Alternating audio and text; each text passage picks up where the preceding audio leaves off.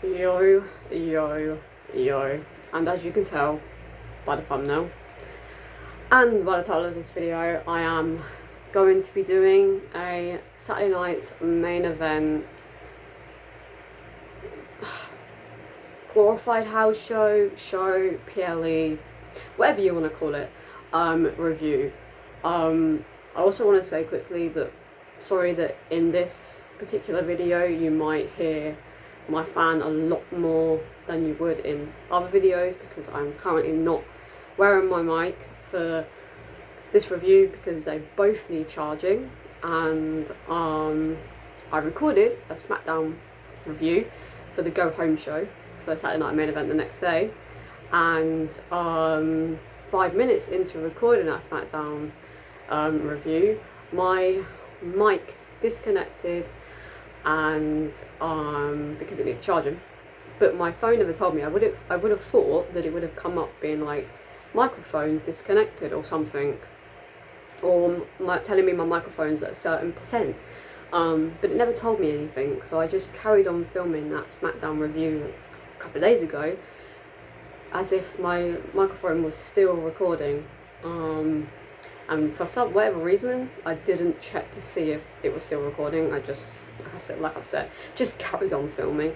So I uploaded the SmackDown review, and then I decided to watch it like a couple of hours before Saturday Night Main Event was about to start, because I like to watch my videos back to see if everything made sense, and I tend to just keep them like raw, so I don't edit the footage, especially when it comes to reviews for SmackDown and Raw. Anyway, I don't edit the footage. I just hope that it's all recorded fine, which I thought it was, and then I post it, and then I watch it like a few hours later. I think it was like 9 hours later I watched the SmackDown review back, and I got 5 minutes in, I was like, why is there no sound? I thought my TV for some reason just went mute, so I muted it and unmuted it.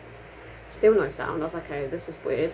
And then I watched it on my phone just to see if it was my TV, and no, it was muted on my phone as well. So I was like, great. I muted. I did a whole 36-minute SmackDown review, and 21 minutes of it you couldn't hear a thing that I said, and it was a really good review as well, because obviously the White Six returned and everything, and yeah, so I've kept it up on my YouTube, so it's on there, but obviously made it private because I'm not going to have a video public that you're only going to be able to hear the first 5 minutes of, but I wanted to keep it on my page just so it looks like I posted a SmackDown review, even though you can't hear anything that I said. But anyways, let's get on with this SmackDown review. As you can see by the thumbnail, I did do this because a few people, I wouldn't say many people, are saying that this was the best Saturday Night Main Event that they've done. Personally, for me, I don't believe that at all, whatsoever.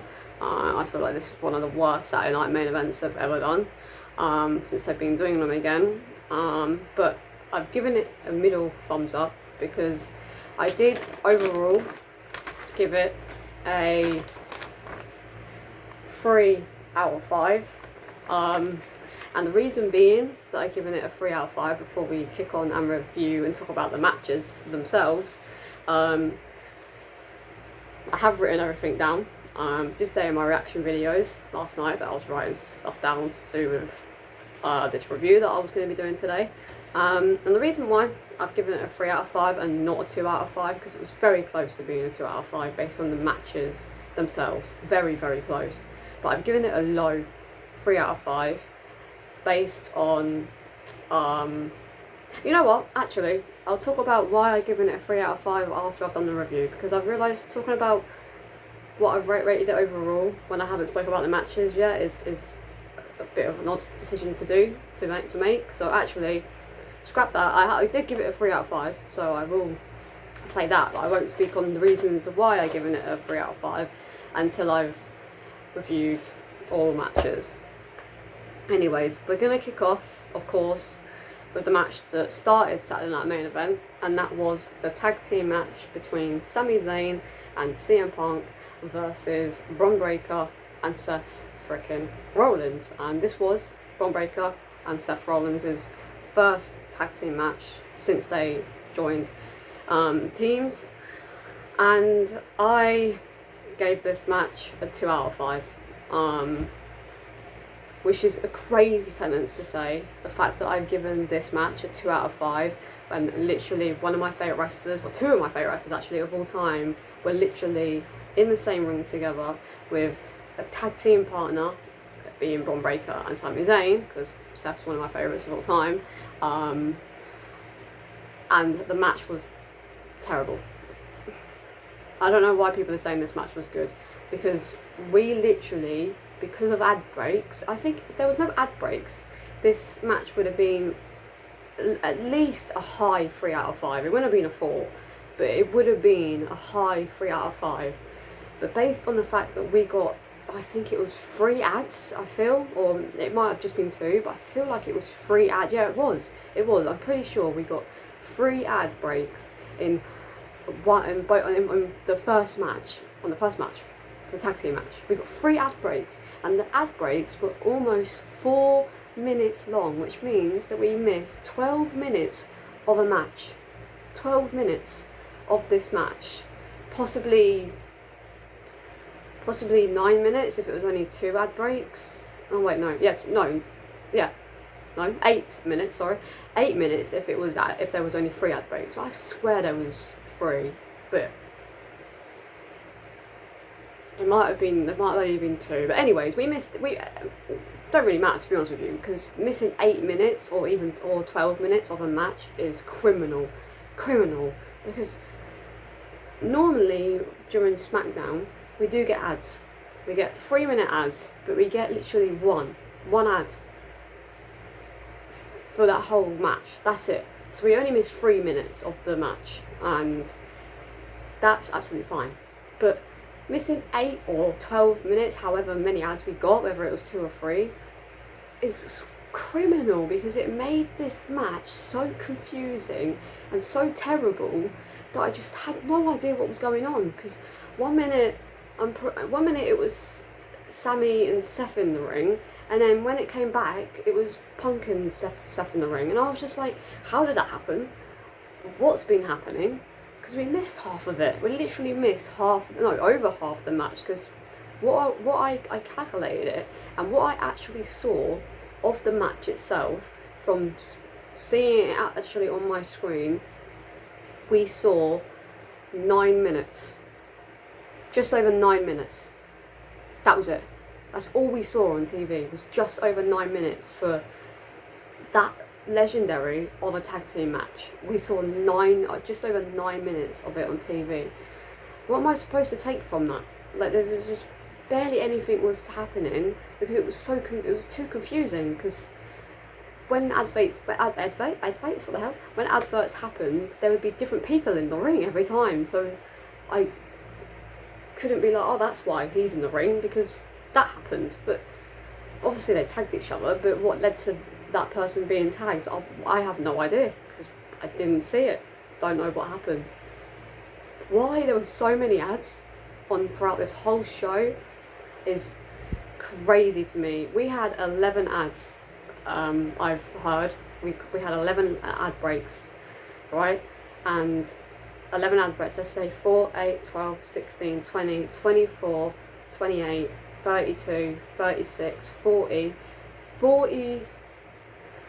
44 minutes of a 2-hour show was ad breaks. 44 minutes. 44 minutes, that's crazy, which means that we saw 1 hour and 16 minutes of action, and some of it weren't even action, because also we got the segment with Chelsea Green backstage, that was a few minutes. We also got a segment at the beginning of the show, before it even started, with the commentators, and then we got another segment halfway through with the commentators again, and then we got a segment with John Cena and Jey Uso, and then obviously them building up the matches. So literally, I'd say probably we got just under 1 hour of actual in-ring action, maybe even less than that, because the matches weren't even that long. because remember we have to include entrances as well. When we saw the majority of the entrances, so I genuinely feel we got about 45 minutes of actual action that we were able to see. Like, I genuinely think it was about 45 minutes, that's it, which is crazy, maybe even less, to be honest with you, because I recorded all 4 videos apart from the Chelsea Green match, so we add on that, and what I saw of CM Punk was, let's say, 9 minutes. John Cena was just under 5, so let's say 5 minutes, so 14 minutes. Damien and Drew was 10 minutes, just over 10 minutes, let's say 24. The main event was 6 minutes, so let's say 31, and Chelsea Green was about 7 minutes, so 37. Hang on. No, 38, sorry. We saw 30, I'd say we saw about 38 minutes of action, personally. That's what it feels like, based on all my reaction videos and the Chelsea Green match that I didn't react to, but I feel like it was about 7 minutes. I don't feel like it was very long. So we saw about 38 minutes of action out of a 2-hour show. That's crazy. Actually no, yeah, because I didn't record the entrances because of copyright. So yeah, we saw 38 minutes, guys. I'd say about that, 38 to 40 minutes of action. That's it. That's crazy.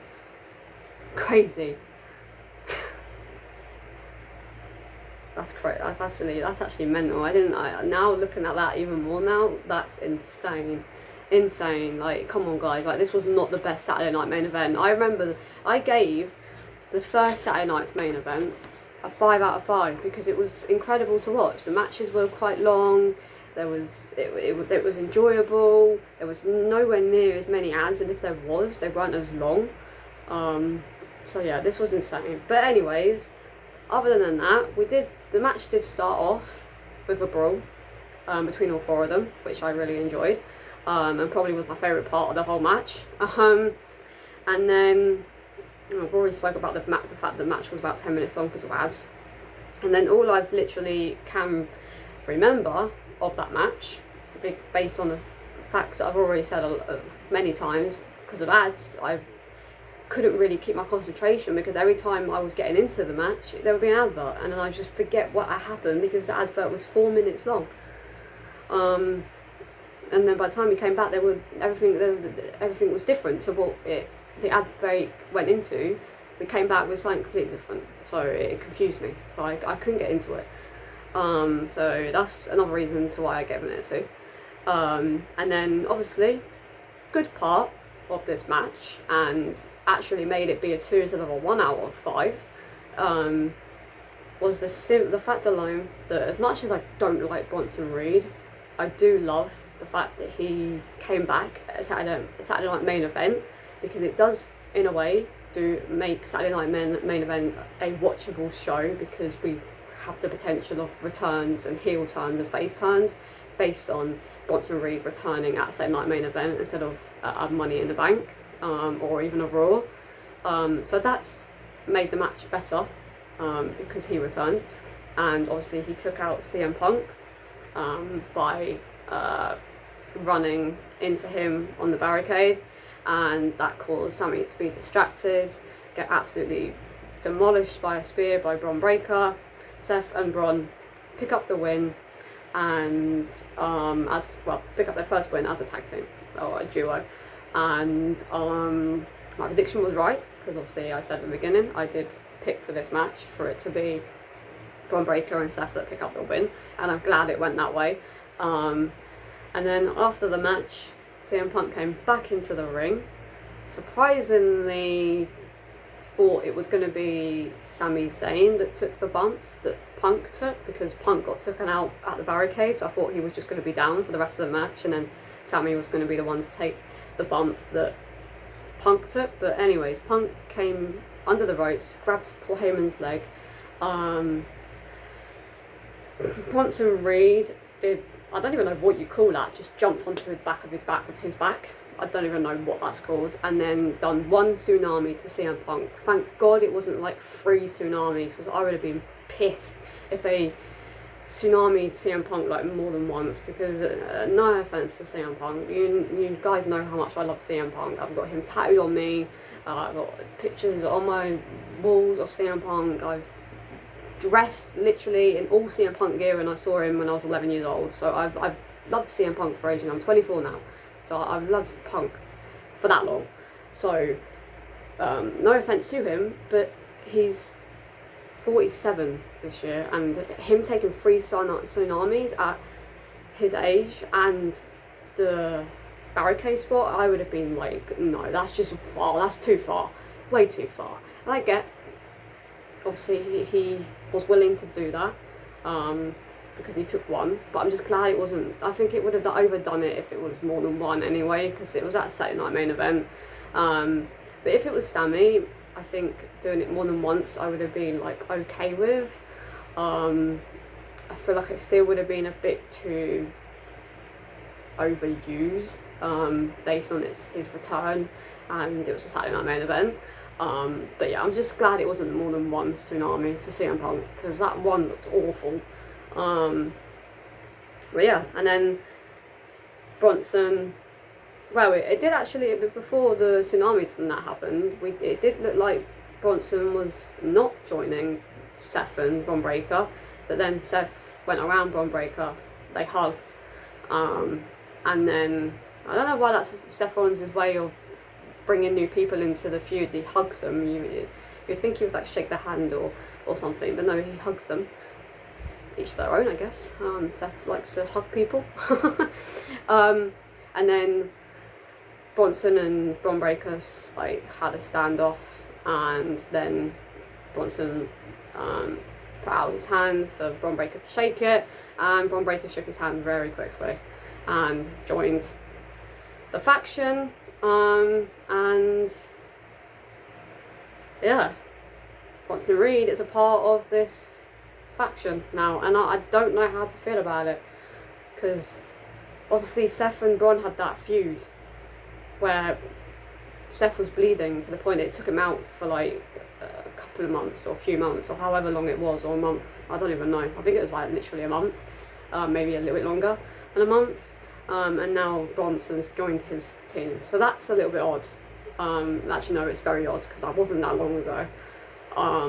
So that's it kind of messes up their rivalry that they had months ago, to be honest. It's made that a bit pointless. I was really expecting Sami Zayn to win Money in the Bank and cash in on Jey Uso and join the team. I mean, you could still do that, because they could have 4 people part of this faction, I guess, but I don't see it now. I see it being 3 people and that's it. But now it begs the question, who joins forces with Punk and Sami Zayn to help them? Actually, why am I even asking that question? Obviously it's going to be Roman Reigns, so that's a stupid question. Everyone's like, who's going to join them? Obviously Roman Reigns. Why everyone's forgot about Roman Reigns? I've just literally thought of that. Everyone's like, well, who's going to join Punk and Seth now? Like, there's not Punk and Seth. Why do I keep saying Punk and Seth? Punk and Sami now. Like, who? Who is it going to be? Like, no one's actually said Roman Reigns, which is actually really shocking to me, actually, now I think about it. Obviously Roman Reigns is going to join them, because Roman Reigns was taken out by Seth and Bron on the Raw after WrestleMania, so that's who's going to join, and that will make it possibly at the Saudi show in June next month. I don't think it'll be Money in the Bank. I think it'll either be at Saudi, or they will save it for as long as possible, this rivalry going on. It's only 2 months away, and we'll do the 6-man tag at SummerSlam between. But then I hope they don't do that, because when the hell is CM Punk facing John Cena if they do a 6-man tag at SummerSlam between Punk and Roman and Sami versus Bronson and Seth? So I really hope they do it at Saudi. Otherwise it's not looking good for Punk and Cena having a match this year, which is going to be gutting if they don't have a match at all. But I guess we'll have to wait and see where this whole storyline goes with Bronson, Sami, Punk, Seth and Bron Breakker and Paul Heyman, I guess. The next match I'm going to talk about is the match that had no storyline going into it, because it was made the night before, Satellite's main event, which was Chelsea Green versus Zelina Vega, I don't know what I was about to say there, for the Women's United States Championship. This match was really short. There's not really much to say about this match, unfortunately. I'm kind of done with the whole Zelina and Chelsea Green feud now. It's been going on for far too long that I'm just kind of bored of it and want Zelina to do something else, and I want Chelsea Green to also do something else as well. Pardon me. There's not really much to say about this, to be honest, apart from Zelina going for a 619, completely fucking it up, and then kicking Chelsea Green that busted up her nose, because obviously she tried to save it by kicking Chelsea Green so it doesn't make it look as botched as it was. And that was meant to happen, but it wasn't, obviously. She was meant to do the 619, not the kick. And then the only thing I have to say that was good about this match, and I have given it 2 out of 5 because it was a little bit longer than I was expecting it to be. I was expecting it to be shorter, based on CM Punk and Sammy and Bron Breakker and Seth's match being so short. I was expecting this match to be even shorter, so the fact it wasn't, and we did get a lot more action that was actually shown to us, that wasn't filled with tens and thousands of ads. I have given it a 2 out of 5 because it was a fun mini match to have. But the Code Red from the top rope was the best part of the match. That was really incredible. And then obviously Zelina Vega picked up the win. I did predict that Zelina Vega would win. I said it in my SmackDown review, but obviously that got deleted. That's been made private now because I didn't realise it had been muted for 21 minutes of the video. But I did predict in that SmackDown review that Zelina Vega would retain her United States Championship, and she did. But other than that, there's nothing to say about that match. So the review for this match is done. So let's kick on with the third match of the night, and that was between Ron Cena, or R Cena, versus John Cena. And as much as this match was short, and when it happened last night I was kind of annoyed that it was short, looking back at it like an hour, not even an hour actually, because I went to sleep not long after the show had finished, looking back at it today, I realised that that match was perfect and it didn't need to be more than it was last night, because the whole point of this match was R-Truth trying to knock some sense, I guess, into John Cena, to going back to his old ways before he's become this disrespectful John Cena that we see today. That's literally what this match was based on. So it wasn't meant to be a 4-star classic match between John Cena and R-Truth. It was literally a short match that John Cena was going to have the upper hand on for 90% of the match, and it was going to be quite a comedic type match, which is what it was, which I did say in the Saturday Night Main Event review that that's what it was going to be. But we obviously saw R-Truth come dressed out as John Cena's old character, done everything John Cena, done the time to go to work to Stu, done the salute, ran down the ring, done the whole John Cena pose. That's what it's called? Pose? I don't know. He done everything John Cena pretty much, which is perfect. Like, that was perfect. And then obviously we did see R-Truth hit John Cena with all of John Cena's moves, like all of them. And I honestly thought that after R-Truth hit the actual adjustment that John Cena was going to lose. A part of me did, not much, but a little percentage of me did. And then I was just like, okay, alright.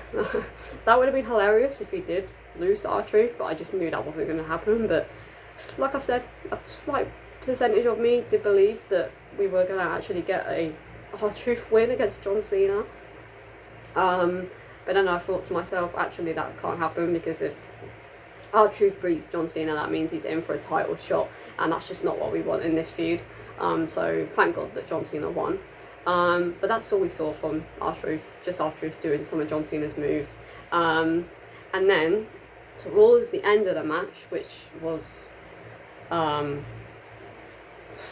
just over 4 minutes long. We did see John Cena go and get his belt, but as he was about to hit R-Truth with the belt, he hesitated, and we kind of saw John Cena's old face, if that makes any sense. But because at the moment John Cena's got this very like angry look on his face, but we saw like John Cena, like the big-eyed John Cena and happy John Cena, like we kind of saw like a glimpse of old John Cena's with his facial expressions. And he didn't hit R-Truth with the title. He gave it back to the referee, because obviously John Cena had a little bit of hesitation about hitting R-Truth, because he saw R-Truth as his old self, his old version of himself. But he gave the belt back to the referee. The referee was handing it back to the timekeeper, and then John Cena, being John Cena and still being heel John Cena, he low blowed R-Truth, attitude adjustmented R-Truth, picked up the victory, and then cut his music. And then after the music stopped, he then, with his title that the ref gave him, hit R-Truth over the head with it anyways. So that's the only negative I have about the match, because if John Cena hesitated about hitting R-Truth with the title, and then done it anyway, like literally like what 10 seconds later, I just feel like it was pointless him hesitating to hit R-Truth. I feel like he should have hesitated hitting R-Truth with the title, done the low blow, done the attitude adjustment, and then just stared at R-Truth, being like, what am I doing, kind of thing. And we saw a little more of a glimpse into John Cena being like, what am I doing, because he hesitated with the title shot. But him doing it literally like 10 seconds later anyways was pointless, him hesitating in the first place, in my opinion. But I don't know, it's what it is. I did give the match a 2 out of 5 because it wasn't great. It was literally 4 minutes long, but I'm not basing on the match being a 2 out of 5 because it was terrible. I'm basing it because it was short, so I can't really give it a 3 out of 5 when there was not much to it. But just because it was short, I'm not going to say that this match was terrible, because it was perfect for what the match needed. It didn't need to be longer than it was. So I'm not disappointed about this match being short. The other matches being short, I'm disappointed about, but this one, no. But yeah, I did predict John Cena in my prediction video, so I also got this one right. So at the moment, I am 3 out of 3. But yeah, let's talk about this match, which was the Steel Cage match between Drew McIntyre and Damian Priest. I did give this match a 3 out of 5 because it was the longest match of the night that we actually got to see. When it comes to ads, and it was, in my opinion, the best match of the night.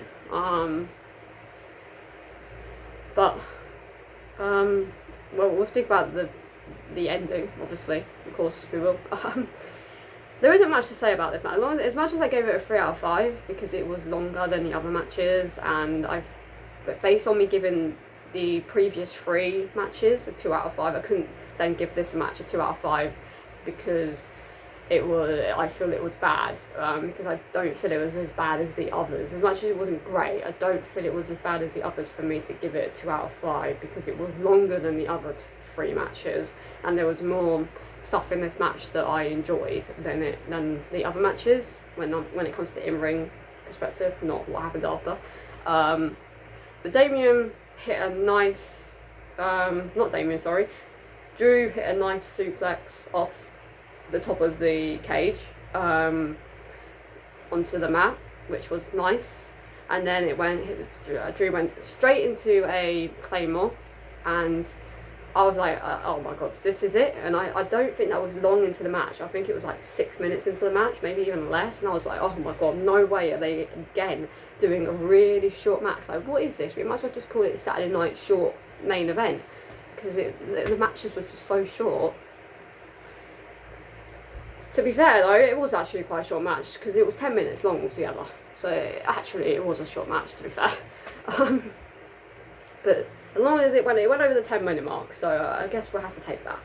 compared to all the other matches, how long they were, when it comes to seeing the actual match itself, not what people actually saw in the audience, because of ads. As much as I keep going on about ads, unfortunately I'm going to have to, because this PLE just felt like an ad show. Yeah, so that was nice, but Damien kicked out of it, which I was actually shocked about. I wasn't expecting him to kick out of it, because the match was 6 minutes long, so I was like, okay, yeah, that's the matches for the others, so it's going to be ending. Okay, great. Another very short match, I guess. But no.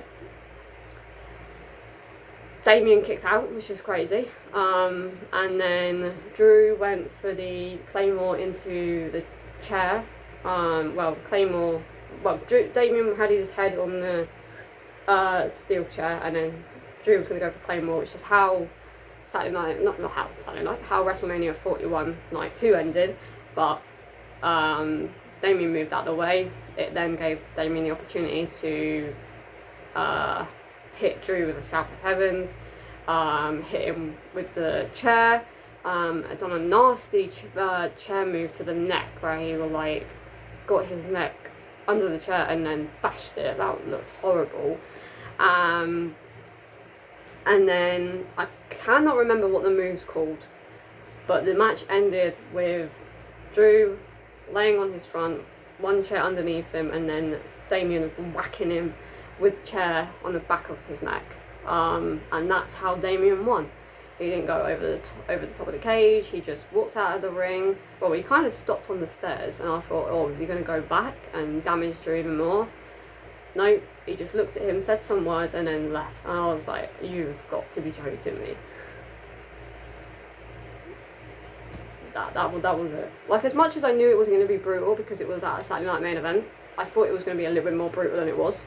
Because, like I said, there's only them few things to say about the match, and that was it. But Drew lost. But I'm not as gutted as I thought I would be about Drew losing, because apparently he's dealing with some neck injuries, because he can't turn his head to the left or something. His neck is so stiff on the left side of his neck that he can't move it to the left. So I think he's I don't think he's having surgery on it. I don't think he needs surgery. I think he's just having some time off to rehabilitate. I don't know. To heal his, I don't know why I said that in the first place, but to heal his neck. So that's the reason then for him losing, because that chair shot to the back of his head now takes him out for about 3 months. I think he'll be gone now until maybe just before SummerSlam, or just after SummerSlam, ready for a Clash in Paris. So I think he's going to be out for at least a couple of months now, at least 8 weeks. Or maybe even less, or maybe more, but that's the reason into why Damien Priest won. So now that I know that, I'm not as disappointed as I was last night when Damien won. So now, looking at it, I'm alright with Damien winning.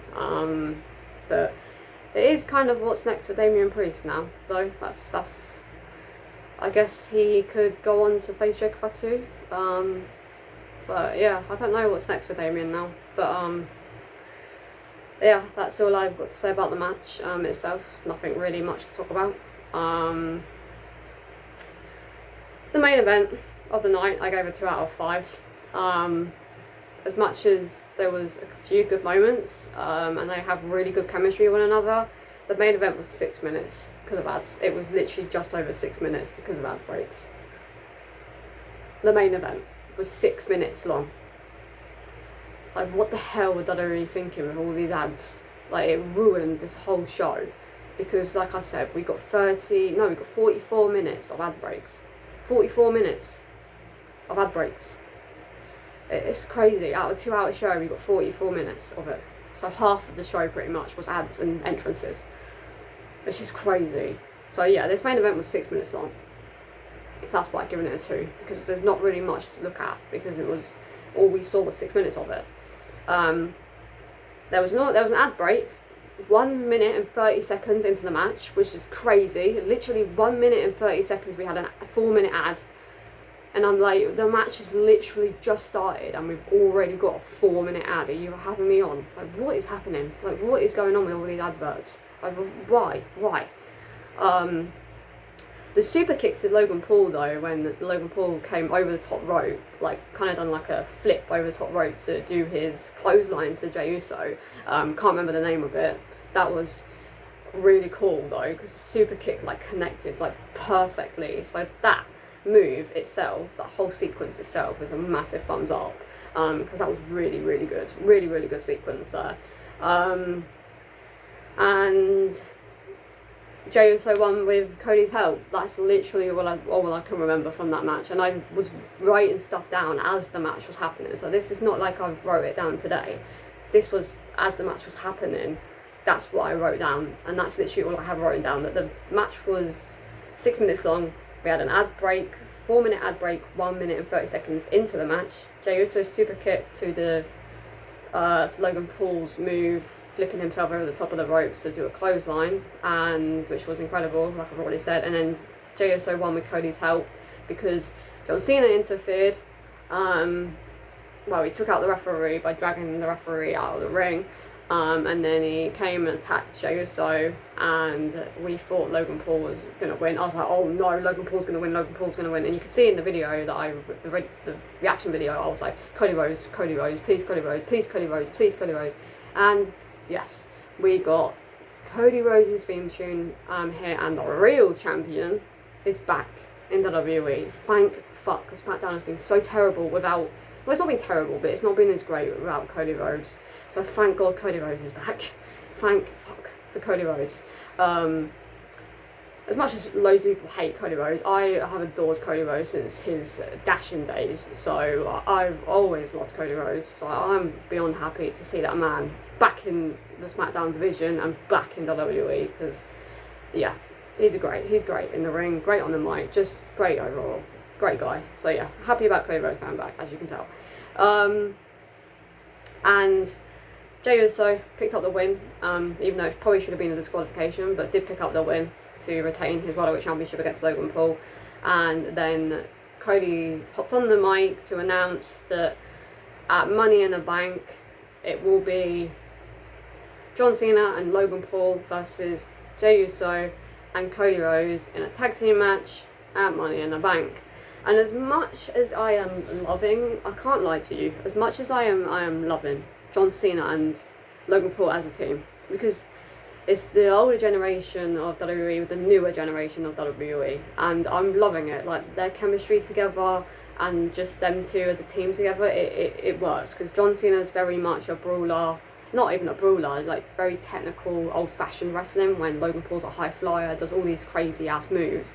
So having them two, as much as they are so different in the ring, is incredible. And I love them two being on the same team. And I also love Jey and Cody on the same team, because Jey is very similar to John, and then Cody is very similar to Logan. So there's that balance as well, which makes both teams incredible. But what I will say, as much as I'm looking forward to this tag team match, I know a lot of people aren't as much, because it's very, like, put together last minute, it feels like, because obviously Money in the Bank's in 2 weeks' time, well, less than 2 weeks' time now. Yeah, as much as I'm personally excited to see this match as a tag, as much as I'm excited to see this tag team match, is what I meant to say, I am disappointed that we're not getting Punk versus Cena at Money in the Bank. Like, what are they doing? Like, what are they doing? Like, we're not getting Punk versus Cena to revisit that whole nostalgic act that happened. I'm butchered the nostalgic word, but oh well. That happened in 2011, the summer of Punk, between John Cena and Punk. We're not getting that revisited at this year's Money in the Bank. So that I'm a bit gutted about, because I really wanted to see John Cena walk in with the title like he did in 2011, but this time walk out with the title and go through the crowd, like literally do the whole thing the exact same as they did in 2011, in their 2011 match at Money in the Bank in Chicago. But we're not getting that, and that is very disappointing, because now when the hell is CM Punk facing John Cena?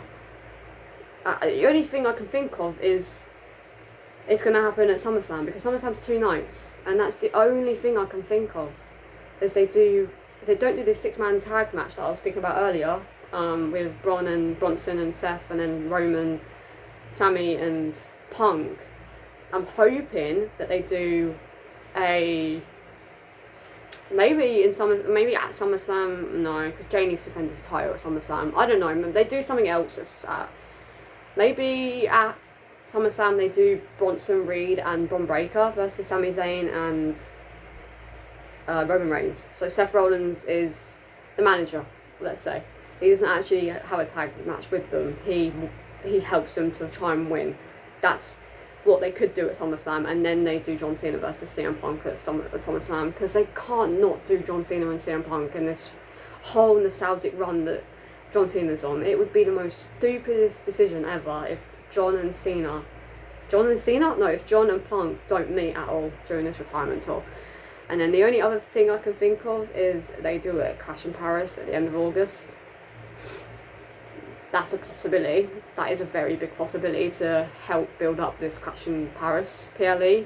Considering it's only a few weeks after SummerSlam, that's a very big possibility that they do that feud at Clash in Paris, which I'll be down for, because that means the show that I'm going to, I potentially get to see John Cena and CM Punk in the same room. So that would be cool.